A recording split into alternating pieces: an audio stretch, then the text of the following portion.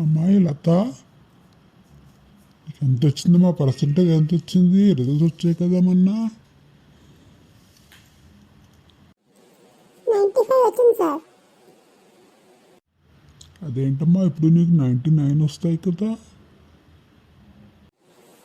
అవునండి, ఆ టైంలోనే మా ఇంటికి చుట్టాలు వచ్చారండి.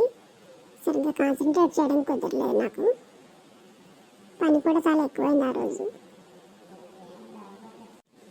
నీకేం పెద్ద పనే ఉంటుంది, వాళ్ళే చూసుకుంటారు కదా, చదువుకోవాల్సింది నువ్వు. నేను బట్టలు ఉతకడాలు వంటలు తోడాలు అలాంటివన్నీ చేసావా నువ్వేమన్నా? అవును రాము, వంటలు తోమి బట్టలు ఉతకడం అవి చేశాను కూడా నేను. ఓన్లీ అమ్మా, ఇంటి పనులు కూడా రావాలి కదా నీకు. పరీక్షలతో పాటు చదువుతో పాటు అవి కూడా ఇంటి పనులు అన్నీ బాగా రావాలి పిల్లలకి. మంచి పనే చేస్తావు ఓన్లీ. బట్టలు ఉతికే వీరనారివి నీవే, అంట్లు తోమే వీరహస్తం నీదే. చూడండి సార్ ఎలా అంటున్నాడు. నేను ఇంట్లో పని చేసుకుని ఇచ్చాను కదా మరి. ఏ సార్, నేను అన్నట్లే పొగుడుతున్నాను. మంచి పని చేసింది కదా, అందుకే పొగుడుతున్నా. అయినా పనులు చేసింది నేనైతే తనకేంటండి బాధ? అడగండి రాముని. కందకలేని తర్వాత కత్తిపేటకు ఎందుకని, నీకెందుకురా? ఆ అమ్మాయి పని చేసుకుని వస్తే నీకేంటి? నీకెంత వచ్చింది రాము? నీ మార్కుల సంగతి చెప్పలేదే?